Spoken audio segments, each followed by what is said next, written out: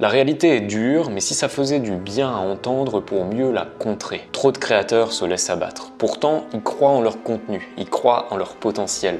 Vivre de leur création, c'est leur rêve. Si on leur demandait qu'est-ce qu'ils feraient de leur journée sans une autre obligation, même s'ils n'étaient pas payés, ils te répondraient qu'ils feraient ça. Peut-être que tu te reconnais dans ce cas-là, mais malheureusement, ce qui se passe la plupart du temps, c'est qu'on attend la bonne opportunité, c'est qu'on attend d'avoir la stabilité, d'avoir ce CDI, de rencontrer les bonnes personnes, que ce soit le bon moment. Seulement voilà, le temps passe, l'énergie avec et ses opportunités.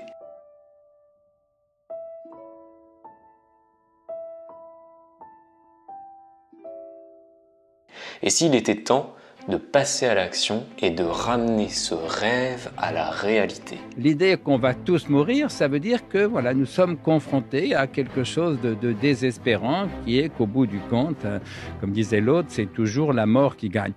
Raison de plus pour faire preuve de courage. À mon sens, la création, c'est notre super pouvoir. Il n'y a pas de limite. Tu sais, parfois on va fantasmer, on voudrait pouvoir voler, on voudrait pouvoir être un dauphin et voyager dans tous les océans du monde, ou encore la reine des neiges. Oui, je confesse, je ne l'ai pas vue.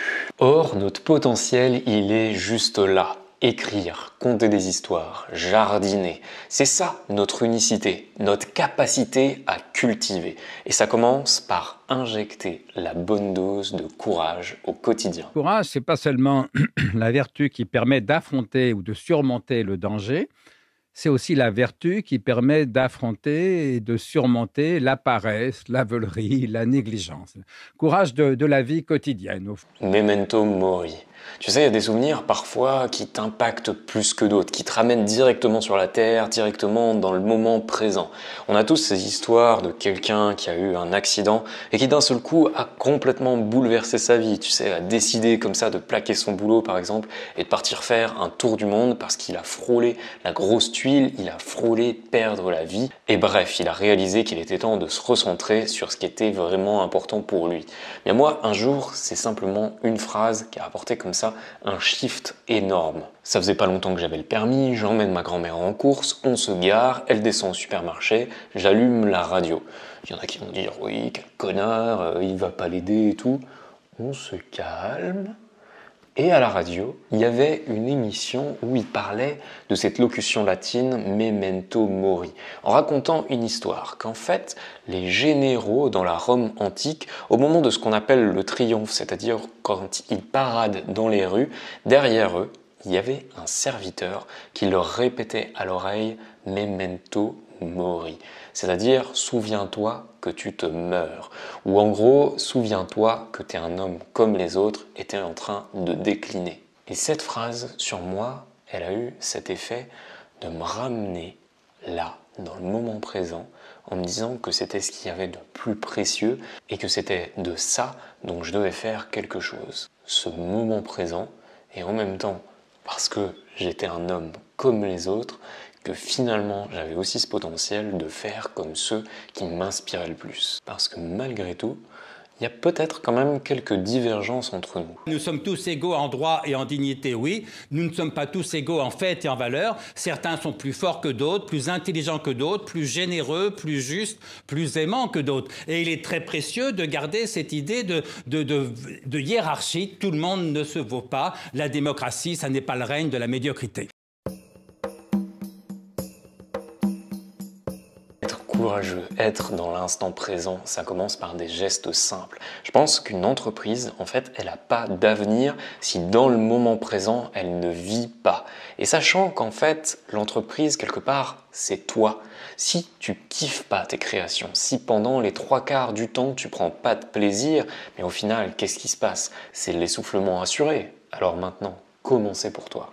Mes 3 jeunes garçons étaient inscrits au club de foot de la petite ville de Seine-et-Marne où nous habitions. Ils avaient donc un carnet de licence qui était cette année-là préfacé par Michel Platini. Or, Michel Platini, avec beaucoup de bon sens et même de sagesse, disait à ces jeunes garçons ceci.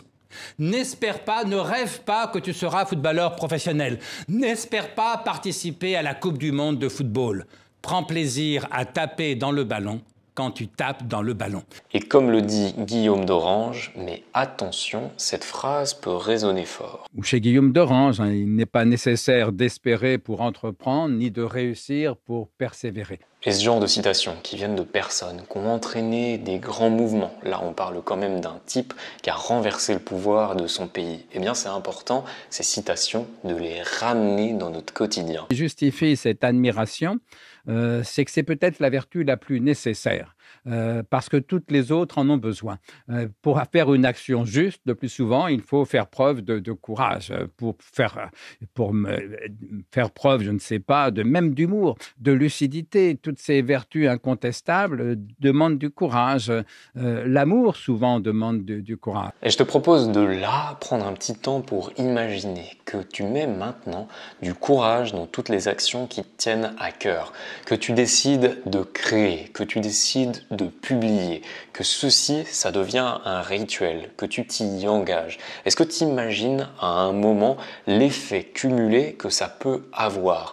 Rapidement, en fait, cet effet lui-même, il va dépasser ta propre imagination.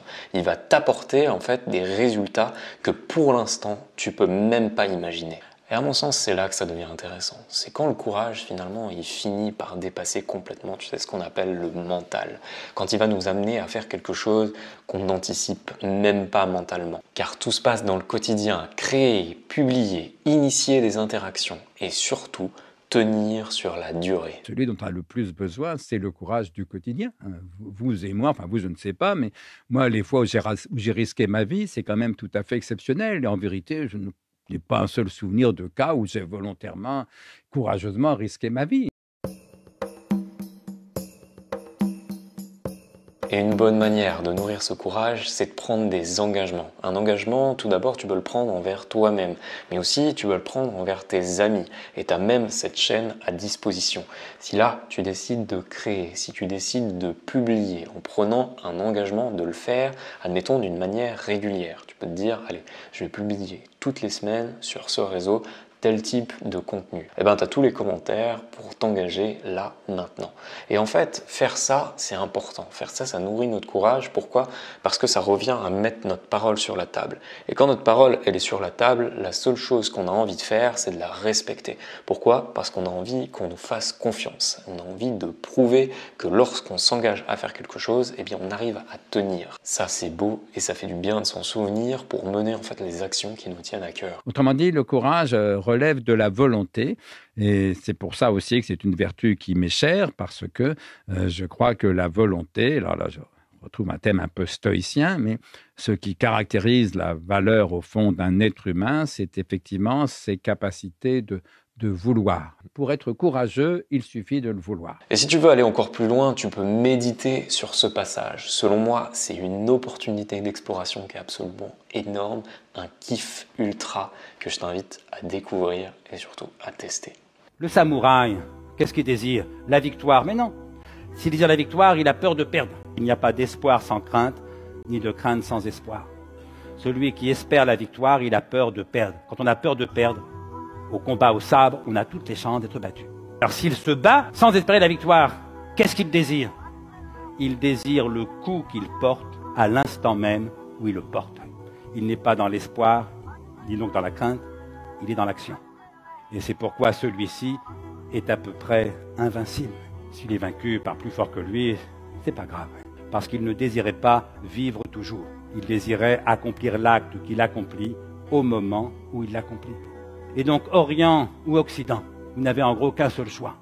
Soit vous désirez ce qui vous manque, vous êtes dans l'espoir et donc dans la crainte.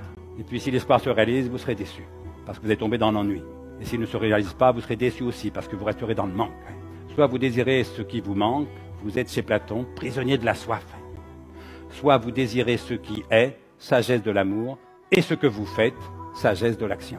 Et puisqu'on parle de courage, on va faire une connexion avec ce dont on parle également beaucoup, c'est-à-dire l'ambition. Parfois c'est connoté, parfois c'est mal vu. Et s'il était temps en fait de faire sauter ces croyances qui nous limitent. Je vais te rappeler cette définition de David Laroche. L'ambition, c'est déjà commencer par se connecter à son rêve le plus profond. Ensuite, accepter de se former pour l'atteindre, de faire le nécessaire, de mettre toutes les actions en place pour le ramener à la réalité et ensuite que ce rêve, il ne te serve pas seulement toi, mais aussi les autres, et que tu sois confortable avec ceci. On veut culpabiliser les élèves qui sont ambitieux, qui veulent réussir, qui veulent être les premiers. D'ailleurs, on a en général supprimé les classements, parfois les notes, pour ne pas humilier les mauvais élèves et puis pour ne pas renforcer les bons dans l'ambition ou l'émulation. Moi, je dis attention. L'émulation, c'est pas un défaut. L'ambition, c'est pas un défaut. Vouloir être le premier, c'est pas un défaut. Et ce que le sport a de positif, c'est qu'il redonne un sens à cette émulation saine, au désir de faire partie des meilleurs, voire au désir d'être le meilleur. Oui. Ça, c'est très bien. Quand, en revanche, ça débouche sur la haine, sur la violence, parfois dans les stades de foot, sur les insultes racistes ou homophobes, sur le règne du fric et de la pub, évidemment, je suis davantage réticent. Mais il ne faudrait pas jeter le bébé, les valeurs du sport, notamment amateur, avec l'eau du bain, les perversions du sport business. Quand j'ai vu cette partie-là de l'interview, ça m'a donné envie de t'inviter à faire un exercice pratique. Un exercice qu'on pourrait appeler la galerie des portraits. Entre le plus grand des sportifs, mettons Pelé si vous voulez, et par exemple Mozart ou Beethoven, vous avez le droit de penser que... Vous n'hésitez pas là, vous dites d'abord. Soit que Mozart ou Beethoven, mais aussi bien Shakespeare ou Dante sont évidemment infiniment supérieurs. Supérieurs, ça dépend de quel côté. Mais ils ont apporté davantage à l'humanité, voilà ce qu'il faut dire, que Pelé, si vous voulez. Pelé est tout à fait estimable, admirable même. Mais ça peut se discuter. Mais tout se peut se discuter. Oui, moi, vous savez, moi je suis relativiste. Je pense que la valeur, c'est pas un absolu, ça dépend du désir des uns et des autres. Alors, si vous aimez davantage le foot que la musique, libre à vous, si vous voulez. Mais je pourrais simplement vous dire, ça prouve, cher monsieur, que nous n'avons pas les mêmes valeurs. Je trouve que ce qu'il dit là, c'est très juste et c'est très intéressant. Pourquoi? Parce que c'est constructif. Bien sûr que pour certains, Pelé sera plus important que Galilée, par exemple, pour d'autres. Mais en fait, ce qui compte vraiment, c'est de t'interroger toi. C'est-à-dire, quels sont les personnages qui sont vraiment importants pour toi. C'est ça, la galerie des portraits. Et en fait, l'exercice que je veux te proposer, c'est simple. C'est-à-dire, quelles sont les personnes qui t'inspirent le plus? Quelles sont les personnes avec lesquelles, tu vois, tu as des valeurs qui résonnent vraiment? Et ça, tu peux te les écrire. Tu peux juste en prendre conscience. C'est important pour savoir quelle personne t'inspire. C'est important pour savoir sur quelle personne tu appuies ta pensée et la nourrir en allant, par exemple, te référer à eux lorsque tu as des questionnements. Autant il est facile d'espérer, mais presque toujours les espoirs sont déçus, autant il est difficile de vouloir parce qu'il est difficile d'agir. Et la grande leçon du stoïcisme, et au fond de beaucoup de sagesse, c'est espérer un peu moins, agir et vouloir un peu plus. Je pense qu'il est temps de libérer les ambitions profondes qui nous animent. Et c'en est une pour moi en fait, que d'aider les créateurs à libérer leur ambition profonde. Pourquoi? Parce que je pense que c'est peut-être la source d'énergie la plus importante que tu possèdes. Prends le temps de te demander, c'est ce que je disais au début, tu sais, quelle est cette activité que tu es capable de faire sans être payé, que tu es capable de faire tard le soir? Cette activité qui, lorsque tu la fais, te met à l'aise, te donne le sentiment d'être comme à la maison. Laquelle est-ce qu'elle est pour toi? Est-ce que ça n'impose pas suffisamment de respect, à commencer par celui de s'y consacrer, à commencer par en tirer des ressources qui sont dignes de ce nom? On dit souvent « va au bout de tes rêves ». D'accord, moi ce que je dis c'est « va au bout de tes rêves ». Réveille-toi. Parce que la logique du rêve, quand on est au bout, c'est de se réveiller. Autrement dit, l'action vaut mieux que le rêve. Alors observe-le, cet instant présent. Mets-y du concret. Qu'est-ce que tu en penses vraiment? Et tu peux te poser cette question qui est finale. La question « la vie vaut-elle la peine d'être vécue ?» ce n'est pas une question de fait qu'on pourrait poser légitimement à un scientifique. C'est un jugement de valeur qui nous ramène à une autre question qui n'est pas la même, mais qui conditionne la réponse à la première. Est-ce que tu es capable d'aimer la vie comme elle est? Alors si les rêves nous guident, qu'ils ne restent pas seulement des constellations, mais qu'ils deviennent aussi du concret, et ça commence par passer à l'action.